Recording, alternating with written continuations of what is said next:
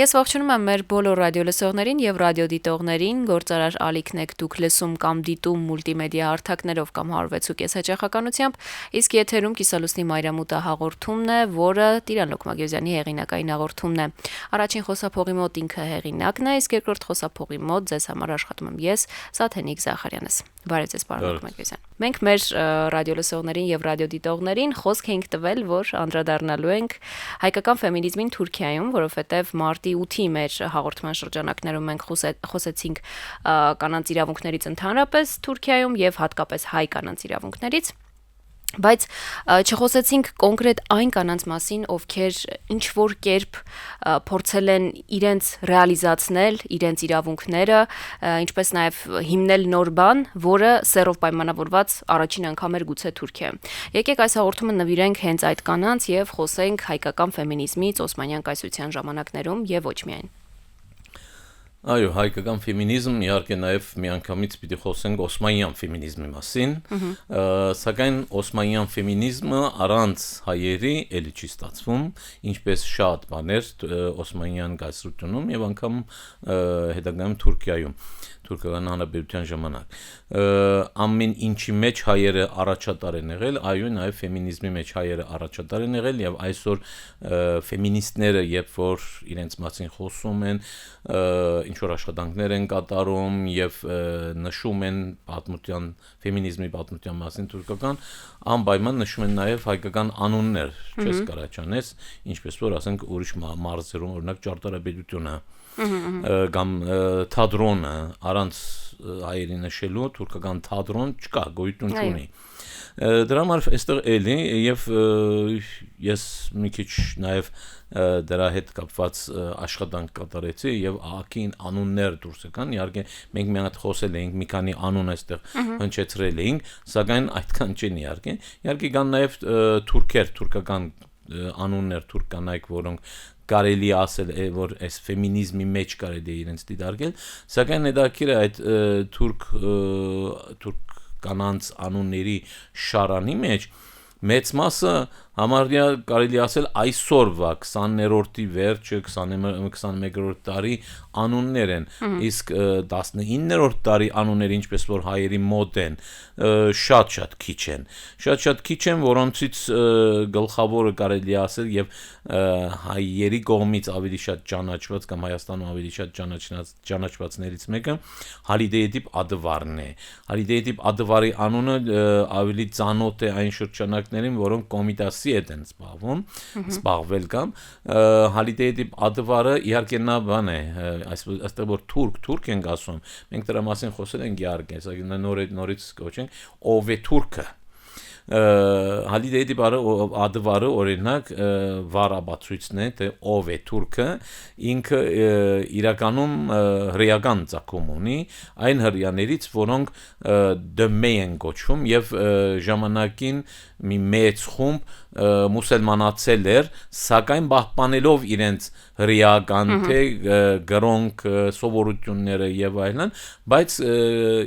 քանի որ իրենք իսլամադավան էին ընդունվում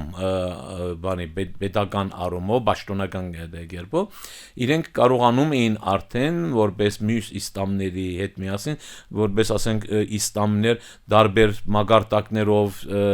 հանդես գալ, ինչ որ պետական կառույցների մեջ մտնել, այսինքն այնպիսի տեղեր, որտեղ քրիստոնյաները չէին կարա, օրինակ փաշա դառնալ եւ այլն, իհարկե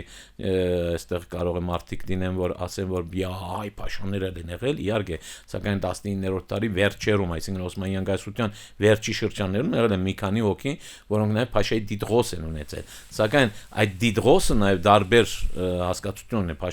փաշայի նաեւ գեներալ է նշանակում, այսինքն նրանք թե գային որ ռազմական առումով փաշային դառնում, գային որ քաղաքական առումով փաշային դառնում, հայերը իհարկե ռազմական առումով չէր լինում։ Ինչ որ է, շատ չի երկարացնենք, Հալիդեյեդիպ Ադվարը եւ իր ամուսինը Ադնան Ադվարը այս հрьяաներից են, որոնք ժամանակին իսլամացել են։ Եվ դրա համար իրենք Հալիդեյեդիպ Ադվարը այն կանանցից էր Օսմանյան կայսրությունում, որը այն ժամանակ 19-րդ դարում բարձրակույն գրթություն էր ստացել, ամեն մարդ չէր, ամեն մի գին չէր կարող դա, բայց քանի որ իրենք այդ հրեական բանը ունին, այդ ցակումը ունին, իրենք ավելի մոդ էին գրթության եւ այլն, եւ դրա համար եւ այն ժամանակի շատ ժամանակագից մոդեռն եվրոպական կանանցից մեկն էր Դիբարը եւ գրող էր ինքը եւ չսակայն ինքը կարելի ասել որ նացիոնալիստ էր եւ ֆաշիստ կարելի ասել եւ իտատերակի այսինքն երիտ թուրքերի գազագերբության հետ շատ մոդեր եւ իրենց հետ համագործակցում էր օրինակ Ջեմալ Փաշայի հետ Լիբանանում հայ որբերին թուրքացնելու գործի գլխին հենց Ալիդեյդի ադվարներ կանգնած այսինքն եթե ասենք թուրքին ֆեմինիստ եւ այլն ասենք մեկ էլ տեսնում ենք որ տակը ուրիշ բան է դուրս գալիս ոչ թե թուրքիա այլ մեկը հրյա է մյուսը ասենք չերքեզը եւ այլն Հալիդեյդի պատվարից հետո այսօրվա մարդկանցից այսօրվա ֆեմինիստներից կարելի է մի քանի օքի նշել որոնց իմչալոց մեծ մասը կամ գրող է կամ ասենք նորից բարձրակույն գրթություն ստացած է Ալև Օսկազանչ այսօր ապրող դույգո ասենա որը 2006 թվականին մահացավ ճանաչված գրող է Թուրքիայում իմիջիայլոց սրանց էլ մի մասը այս դոմեներից է դա էլ շեշտեմ դույգը ասենան շատ ճանաչված է Այշե Դուսքան Սոյլու Բեն Հաբիբ 1950-ից ծնված եւ ինքը հրյա է ոչ թե մուսուլմանացած է հենց հրյա է Բեն Հաբիբ այդ ազգանունից դա երևում է արդեն Էմինե Սանիե Önasya Gülnur Acar Gülsün Kav եւ այլն բնարսել է գրող է նորից որ ճանաչված է որպես ճանաչված ֆեմինիստներից է իհարկե եւ այսպես Էլիֆ Շաֆակը որը հայ ընթերցողին ծանոթ է ինքն էլ իհարկե բաբա եւ փիչ այսինքն հայրը եւ ընկեցիկը գրքի հեղինակն է որը Հայաստանում ծանոթ է թարգմանվեց հայերենով ինքն էլ այդ դոմեների շարավիրներից են եւ այն ուրիշներ էլ կան իհարկե սակայն բոլորը պետք է նշել իհարկե եւ սրանց մեջ ինչպես ասեցինք միայն մի 2-3-ն են որ 19-րդ դարից են սակայն հայերի դեպքում օրինակ եւ նայենք եւ լավ ճանաչված անգամ ժամանակին հայերը հենց ունեցել են ամսագրեր ֆեմինիստական ամսագրեր գանացի ամսագրեր են ունեցել որ թուրքերը իհարկե չեն ունեցել չգիտեմ այսօր ունեն արդեն այսօրն է այն Էլբիս Գեսարացյանը օրինակ շատ ճանաչվածներից է 19-րդ դարի ֆեմինիստներից Սրպույ Դյուսապը այո Զաբելա Սադուրը Սիբիլը գրող հետո Արշագույ Թեոտիկի կինը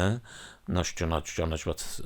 Թեոտիկին այլ բացատրել երևի պետք չէ իր ամենուն տարեցույցը շատ նշանավոր Զաբել Եսայանը այո Հայգանուշ Մարկ իմիջիայլոց սրանք բոլորն էլ գրողներ են հետաքրքիր է բոլորն էլ գրողներ են եւ նաեւ քանի որ իրենք ավելի ասենց զարգացած մարդիկ էին դրա համար ավտոմատ կերպով ասենք նաև ֆեմինիստական շարժման գլխավորներից են եղած եւ ինչպես ասենք այդ ֆեմինիստական հայ ֆեմինիստական ամսագրերում անպայման կամ դերն են եղած կամ գրողներ են եղած եւ այլն դարբեր ժամանակներում բայց հիմնականում սկսած 19-րդ դարում Հայգանուշ Մարկը օրինակ սրանք բոլորը ինձ թվում է հայ ընթերցողին գոնեմ քիչ բանը ինչ ասեմ գրաջանաչ մարդկանց ծանոթ անուններ պետք է լինեն Հայգանուշ Մարկը Զարուի Քալեմքարյան դա ավելի քիչ ծանոթ է Հայաստանում սակայն այսինքն այս առումով ինքն էլ բավականին ծանոթ անձնավորուհի է Զարուի Քալեմքարյանը բանաստեղծ էր գրող էր եւ այն սակայն 19-րդ դարի Զարուի Շահբազ Բահրի ինքն էլ գրող էր եւ ամուսինն էլ իհարկե Մարի Բայլերյանը էլի գրող իհարկե ճանաչում եք Լուսի Թոմայան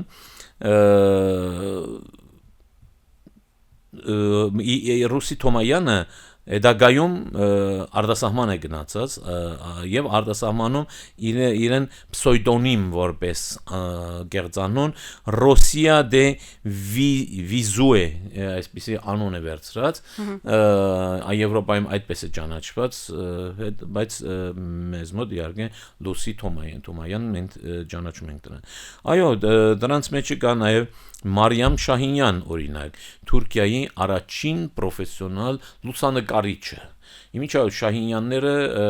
ճանաչված դողմեն ճանաչված ընտանիք են հիմնականում Սեբաստիայի տարածքից են Շահինյանները այսօր էլ կան բայց արդեն այսօր ճանաչված ինչ որ բան չունեն իրենք կամ նրանց մի մասը Յանը հանած Թուրքիայում որ ավելի հեշտ ապրեն Շահին ազգանունով այո իրենց մեջ եղել է նաև կարծեք թե դողմական արհեստը լուսանկարիչներ կան շատ կան Մարիամ Շահինյանն էլ ինքը այդ բանը իր հորից է վերցրած լուսանկարչությունը Իհարկե Գեսարացյանը ասեցինք Գեսարացյանը նաև դրակրող էր եւ հայգին բանը ամսակրի Թուրքիայի առաջի գանացի ամսակրի հիմնադիրն էր նաև Գեսարացյանը Դյուսապն էլ ասեցինք իմիջիայլոց Դյուսապն էլ առաջին հայերեն գրողն է հայերենով ստեղծագործում Վեբեր գրող գիններ ընդհանրապես տղամարդիկ էին սպառում տարբեր բաներով այդպիսի բաներով չէ առաջին հայ գինը Սրբույի Դյուսապն է իհարկե Անիտա Կարագյոզյանը հետաքրիր է առաջին հայ օվկիանոսագետն է Իմիջիայլոց այստեղ կարելի է նշել նաև Մարի Փիշմիշի անունը, որը Թուրքիայի ծնունդ է, հետո գնաց արտասահման, կարծեմ, եթե չեմ սխալվում, Բրազիլիա, Արգենտինա, ինչ-որ շատ ճանաչված, նաև բանը դիեզերագետ է ինքը, շատ ճանաչված, չնայած Թուրքիայում էլ էր ճանաչված արդեն գրքեր ուներ եւ այլն, եւ հետո գնաց արտասահման եւ միջազգային բան ճանաչված անց տարավ այստեղ իհարկե ուրիշներ էլ կան օրինակ հիմա անունը նավ գեյշ Անիտա Կարագյոզյանը ասեցինք Աննա Դեր Վարդանյանը օրինակ դա հետաքրիր է նա արտասահմանում Ամերիկայում ճանաչված է իհարկե ասենց միջազգային ճանաչվածություն չէ ձեռք բերած սակայն մեզ համար կարևոր է որ առաջին հայ գիններ, որը Ամերիկայի ԱՄՆ ծովային ուժերի առաջին սպագինն է եղած։ Սպայերինքը եւ կարիերա ունեցած է, լավ կարիերա, Աննա Դեր Վարդանյան։ Քնար Սվաջյանը կարելի է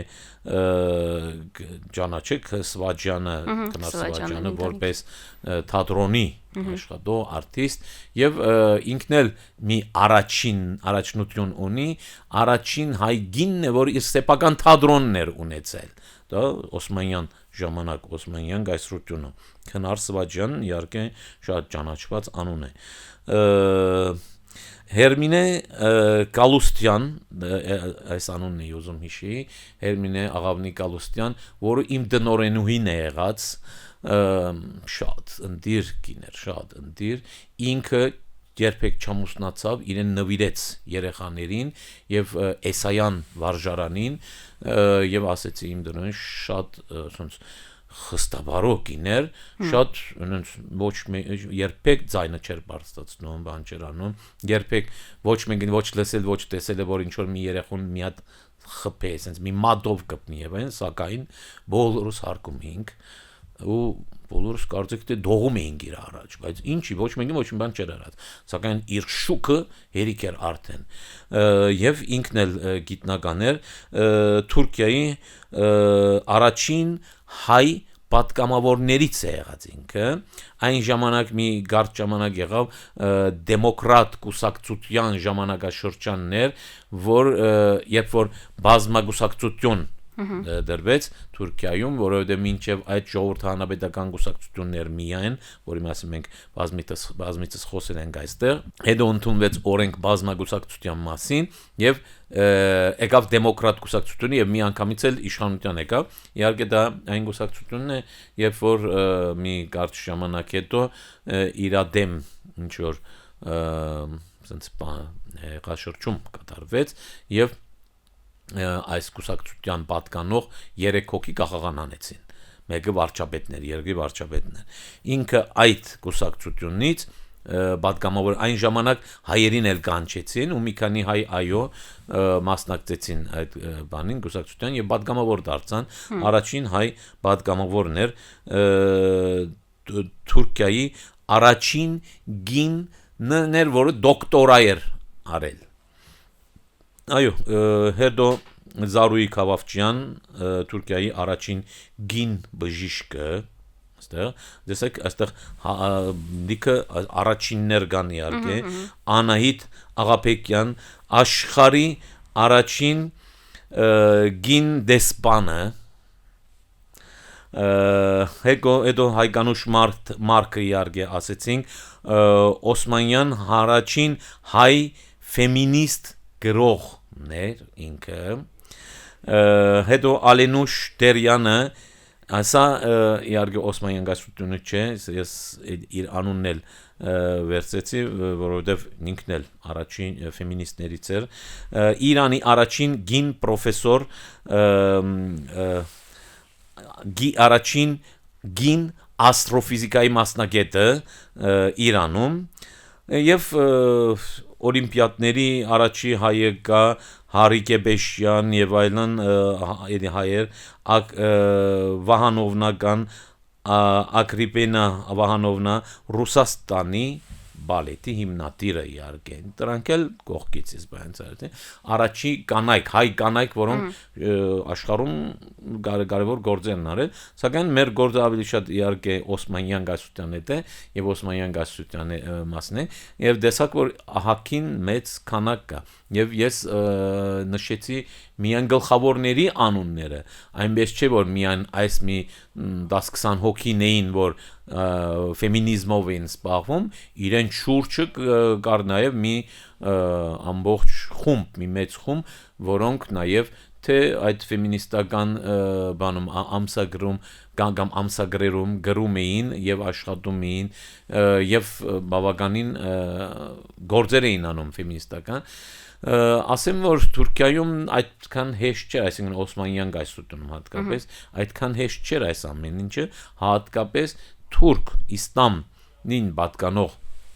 իսլամ գրոնքին պատկանող կանանց համար օրինակ տեսեք թադրոն ասեցինք չէ թադրոնը հայերն են հիմնած Թուրքիայում Օսմանյան գայսությունում եւ ահակին երկար ժամանակ տասնյակ տարիներ հայերը թադրոնով էին զբաղվում առաջի թադրոնը իհարկե սրանք բոլորը սկզբում սիրողական էին սակայն հետագայում իհարկե մարդիկ սկսան նաեւ դրանով փող աշխատել եւ խմբեր կային որ մինչեւ Հայաստան մինչեւ Շուշի եւ այլն Շուշին այն ժամանակ ճանաչված մեծ քաղաք էր կարևոր քաղաք էր Շուշիում Բաքվում Թիֆլիսում եւ այլն բաների ներկայացումներ են տված եւ համերգներ էլ կային երկիչներ էլ կային որ երաժշտական խմբեր կային որ համերգներ էին տալիս շրջագայություններ են ոչ միայն Օսմանյան գայսրությունում չնայած Օսմանյան գայսրությունը շատ տեղ չի կար այսպիսի բաներ անել որովհետեւ հետամնաց երկիր էր այնտեղ կարելի է ասենք Իզմիրը երկրորդ մեծ քաղաքն էր Թուրքիայի Իզմիրում եւ այն Տրաբզոն գուցե Էրզուրում եւ նրանց բացի շատ տեղ չկար սակայն ինչպես ասենք Թիֆլիսը Շուշին Բաքուն եւ այլն այո այնտեղ արդեն բաներ կային ինտելիգենցիա կար այսպես ասած եւ կարելի էր նման աշխատանքներ կատարել եւ թադրոնը առաջի թադրոնը բանում էր Խասկյող Հալուջոğlu Խասկյող թաղամասում իմիջիայլոց մենք այնտեղից ենք եւ այն ժամանակ Խասկյող Հալուջոğlu այսօր այդպես չէ իհարկե անշուք թաղ է սակայն այն ժամանակ ամիրաների այսինքն հարուստ հայերի թաղամասներ ամիրաներ էին ապրում այնտեղ եւ եղել են բադիդարքներ որոնք այնտեղ ապրում էին։ Այսօր, այսինքն վաղուց ինչքան ես գիտեմ, բոլոր բادرիարքները հենց բادرիարքարանում են ապրում, իրենց տունը այնտեղ է, սակայն ժամանակին եղել են բادرիարքները, բادرիարքարանում չեն մնացել եւ հենց հասկյուղում ապրող բնակվող բادرիարքներ կային, այսինքն բարձր դասի բաներ թաղամասեր հասկյուղը եւ այնտեղ էլ թատրոնը իզուր չէ որ նաեւ այնտեղ թատրոնները սկսել հետագայում իհարկե դարբեր թաղամասերում սկսեցին բանը եւ ինչպես տեսանք այս սրանց մեջ նաեւ հայեր կային եւ գանայք էլ պիտի խաղան չէ բեմի վրա իսլամ կանանց ընդհանրապես արգելված էր բեմ դուրս գալ ոչ թատրոնի համար ոչ երկերաժշտության համար եւ այլն դրա համար այդ գործը կատարում էին հայ կանայք իսկ թուրքերի մոտ երբ որ թուրքերն էլ սկսան թուրքերը իհարկե փոքրիկ թուլատ կոչված թատրոններ ունեին որ այսինքն դեղում իմպրովիզ էին անում ինչ որ բաներ կադակներ մադակներ անով այն ժամանակ կամ քոչեք կոչված բարող եւ երկող սրանք դղամարդիկ էին, որոնք կանացի շորերով խաղում էին բեմի վրա։ Թուրքինի իրավունքն, այո, ստենդափին։ Իսկ հետո առաջի թուրք կանայք, որ բեմ բարձրացան, գաղտնի էր։ Արգելված, այսինքն չէին իմանում որ դու հետո ինչ որ բարձվեց, խնդիրներ եղավ եւ այլն, հետո կամած թուլացավ, իհարկե հանրապետության շրջանում բան եղավ, թուլացավ այդ օրենքը։ Իսկ մինչև այդ երկար ժամանակ կամ հայկին կանայք էին խաղում կամ դրամատիկ էին խաղում այ կանացի դերերը իհարկե ինչպես մենք խոսել ենք ժամանակին մի քանի անգամ թուրք կնոջ իրավունքների կամ իրավունք չունենալու մասին խոսել ենք Օսմանյան գայսրության ժամանակ այո այդպես է իսկ հանրապետության շրջանում կամած դա փոխվեց իհարկե այնպես չէ որ մի անգամից փոխվեց մի անգամից Եվրոպա դարձան սակայն այնպես եղավ որ փաստորեն թուրքերը ինչ որ առումներով առաջ անցան մի շարք եվրոպական երկրներից օրինակ ընտրելու իրավունքից եվրոպական երկրներ կան որ բավականին ուշ ասենք եւ 60-ական թվականներին եւ այլն գանանց իրավունք տվեցին ընտրելու իրավունք իսկ Թուրքիայում ընտրելու իրավունքը առաջինը իհարկե դեղական ինքնակառավարման մարմինների ընտրություններում 30-ական թվականներին արդեն Աթաթուրքի ժամանակ թույլատրվեց կանանց ընտրել ընտրվելու իրավունքը ավելի ուշ եկավ այնուամենայնիվ այդ առումով ինչպես ասենք թուրքերը մի քիչ առաջ անցան ինչ որ եվրոպական երկրներից մինչև ճանաչվել ասենք օրինակ Շվեյցարիա որ ասեք թե Շվեյցարիան ինչ առաջադեմ երկիր է բայց սակայն Շվեյցարիան շատ ավելի ուշ է կանանց ընտրելու իրավունք տված քան Թուրքիան բայց Թուրքիան դա որպես մի ծրագիր արեց Աթաթուրքի կողմից եվրոպականացման անվան տակ այսպիսի բաներ արեցին եւ փորձեցին գանանց մի քիչ ավելի մոդեռնացնել եւ իմիջիալոց դրա համար ես նշեցի Հալիդե Էդիպ Ադվարը այն ժամանակվան սիմվոլներից էր թուրք առաջադեմ մոդեռն թուրք կանանց դիբարներ, սակայն քանի որ Հալիդե Էդիպ Ադվարը Աթաթուրքի հետ խնդիրներ ունեցավ եւ իր ամուսինը փախան երկրից գնացին Ամերիկա ինքը այսօր Բոազիչի ունիվերսիտետի կոչված այն ժամանակվա Ռոբերտ Քոլեջն էր ավարտած այն ժամանակվա ամենաբարձր ուսումնական տեխններ եւ կանայք համարյա թե չկային այնտեղ բայց ինքը այդ ավարտածներից էր եւ շատ լավ անգլերեն գիտեր իհարկե ամուսինն էլ այդպես եւ գնացին Ամերիկա մնացած իրենց կյանքը Ամերիկայում անցկացնին Պարոն Լոկմանկյոսյան, ներողություն եմ խնդրում ընդհատելու համար։ Մեր ժամանակը մոտենում է իր ավարտին, բայց ես կուզենայի նաև անդրադառնայինք կառավարության վերաբերմունքին հայ ֆեմինիստներին, այսինքն կար որևիցե ընդգծված վերաբերմունք, կային ինչ-որ բռնաճնշումներ հայ ֆեմինիստների վրա եւ նաեւ ինչու՞ չէ թուրքերի, ինչպես արդեն նշեցիք, կար ինչ-որ ընդգծված վերաբերմունք բարդ էր թուրք ֆեմինիստների համար, իսկ հայերի դեպքում ինչպես էր։ Դե իհարկե գանացի շարժումը միշտ էլ լավ չէր դիտվում Օսմանյան գայսրությունում հատկապես ջնշումներ կային իհարկե թե հայերի, թե ոչ հայերի, թե հույների, հրյաների եւ այլն ջնշումներ կային, սակայն այնուամենայնիվ քանի դա մնում էր համայնքային տարածքի մեջ, եթե չէին դուրս գալիս համայնքային, պետական ինչ-որ ոլորտներ չէին մտնում, շատ չէր հետաքրքրում թուրքերին կամ ասենք Օսմանյան կայսրության ղեկավարության, եթե դուրս էին գալիս կամ ասենք համագործակցում էին թուրք ֆեմինիստների հետ, կամ թուրք ֆեմինիստներն էլ սկսում էին հայ ֆեմինիստների հետ ինչ-որ գործողություններ անել, կամ իրենց ժուրնալներում գրել, դա հայկական ժուրնալներ էին, իրենք գրել չէին կարող, ամեն կթարգմանվին, հիմնականում շատ չէր, սակայն այն ժամանակ իհարկե խնդիրներ առաջանում էր իհարկե, սակայն քանի իրենք մնում էին որպես հայ ֆեմինիստներ, հայկական ամսագիր, հայ ֆեմինիստական հայկական հայ ընթերցողի համար, իհարկե շատ մեծ խնդրեմ չէր անում, սակայն լավ չէր դիտվում այդ ամեն ինչը։ Շնորհակալ եմ շատ, բացառիկ բացահայտումներ արեցիք այսօր եւ ինձ համար էլ կային նորություններ, որ ես առաջին անգամ էի լսում եւ հաճելիորեն զարմացա։ Շնորհակալ եմ շատ ժամանակ տրամադրելու, այստեղ լինելու եւ ոչ միայն ինձ, այլև մեր բոլոր ռադիոլսողներին եւ ռադիոդիտողներին հետաքրքիր ինֆորմացիա փոխանցելու համար, իսկ ես մեր ռադիոլսողներին եւ ռադիոդիտողներին հիշեցնեմ, որ եթերում կիսալուսնի մայրամուտը հաղորդումներ, իսկ մենք ինչպես միշտ կհանդիպենք հաջորդ երկուշաբթի։